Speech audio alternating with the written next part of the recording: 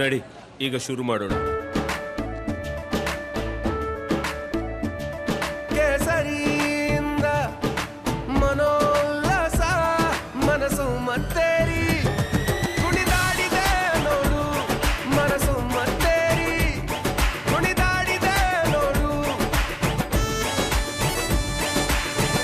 ಕ್ಷಣ ಕ್ಷಣವೂ ಆಚರಿಸಿ ಕೇಸರಿ ಹಬ್ಬ. ವಿಮಲ್ ಬಾಯಲ್ಲಿ ಹೇಳಿ ಕೇಸರಿ. ಅನಿಲ ಸೋರಿಕೆ ಮನೆಯಾಯ್ತು ಸ್ಮಶಾನ. ಒಂದೇ ಕುಟುಂಬದ 4 ದುರಂತ ಸಾವು, ಸ್ಥಳೀಯರಲ್ಲಿ ಮನೆ ಮಾಡಿದ ಆತಂಕ.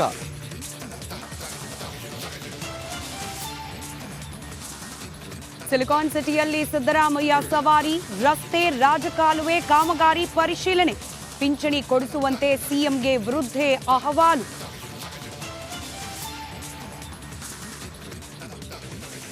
ಬೆಳೆ ಹಾನಿ ವೀಕ್ಷಣೆಯಲ್ಲೂ ರಾಜಕೀಯ, ಎಚ್ಡಿಕೆ ಸಚಿವರ ನಡುವೆ ಪೈಪೋಟಿ. ದಳಪತಿ ಭೇಟಿಗೂ ಮುನ್ನವೇ ಸಮೀಕ್ಷೆ ಮಾಡಿದ ಸಚಿವ ವೆಂಕಟೇಶ್.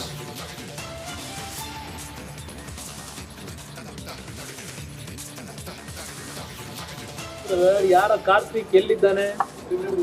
8 ಜನ ಅವನಿಗೆ ಪೊಲೀಸ್ ಪ್ರೊಟೆಕ್ಷನ್ ಎಲ್ಲ ಇದ್ದಾರೆ.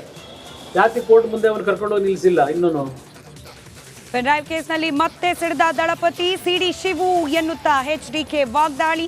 ಎಸ್ಐಟಿಯಿಂದಲೇ ಕಾರ್ತಿಕ್ ರಕ್ಷಣೆ ಎಂದು ಆರೋಪ.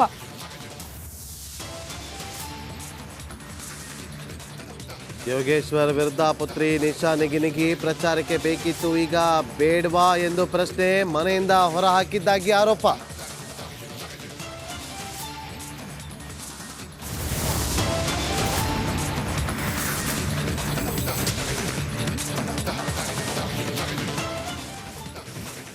ಬಿಜೆಪಿ ಶಾಸಕ ಹರೀಶ್ ಪೂಂಜಾ ಅವರಿಗೆ ಕಾನೂನಾತ್ಮಕ ಸಂಕಷ್ಟ ಬಂದೊದಗಿದೆ.